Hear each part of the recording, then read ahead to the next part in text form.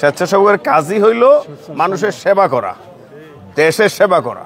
সেই উদ্দেশ্যে আমরা আজকে যে 1.5 মাইল 2 মাইল হাঁটলাম, মানুষের জানানো যে বাংলাদেশের একটি বৃহৎ দলের একটি সাংগঠনিক স্বেচ্ছাসেবক দল, সেই দলের অঙ্গ সংগঠন আমাদের, সেই দলের নেতৃত্বে আমরা সারা বাংলাদেশেই জাগরণ সৃষ্টি করা হয়েছে যে স্বেচ্ছাসেবক বাংলাদেশের এই বিএনপির একটা অঙ্গ সংগঠন কিভাবে মানুষের সেবা করতে পারে।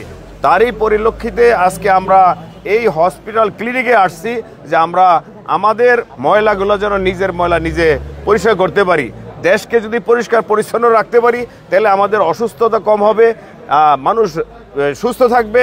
সেই সুবাদেই আমরা মানুষকে বুঝাইতে চাই যে আমরা যদি পরিষ্কার করতে পারি কেন আপনারা পরিষ্কার করতে পারবেন না।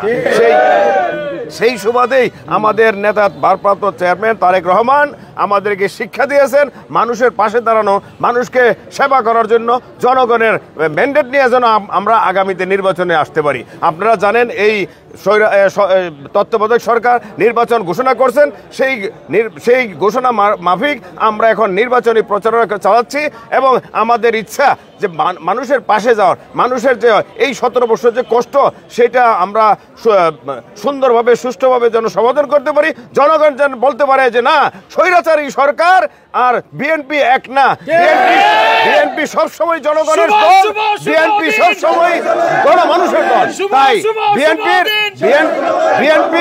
বিএনপির নেতা কর্মীরা মানুষের সেবা করতে জানে, মানুষের সেবা করতে পারে, দেশের জন্য বিএনপির কাজ করতে পারে। আপনারা জানেন এই 17 বছরে কত বিএনপির নেতা জেল, খুন, গুণ হয়েছে। সেই সবকিছুর বিনিময়ে কিন্তু আজকে বিএনপি টিকা রয়েছে। বিএনপিকে দাবায় রাখার মতো কেউ নাই। ইনশাআল্লাহ আগামী তো জনগণের মাঝে আমরা ফিরে থাকবো। আজকে এই স্বেচ্ছাসেবকের উপলক্ষে আমরা আপনাদেরকে সর্বস্তরের, বিশেষ করে মুন্সিগঞ্জ 1-এর জনগণের সবাইকে আমি সালাম জানাই, ধন্যবাদ জানাই এবং এই প্রতিষ্ঠা বার্ষিকী উপলক্ষে সবাইকে আমি বলবো আপনারা সুস্থ থাকেন, সবাই থাকেন, আপনাদের পাশে আমাদের স্বেচ্ছাসেবক দল সবসময় আপনাদের সেবা করার জন্য সবসময় রেডি আছে। 24 আওয়ার আপনারা তাদের সেবা পাইতে পারবেন। ইনশাল্লাহ আমরা আপনাদের সাথে আছি। আসসালামু আলাইকুম।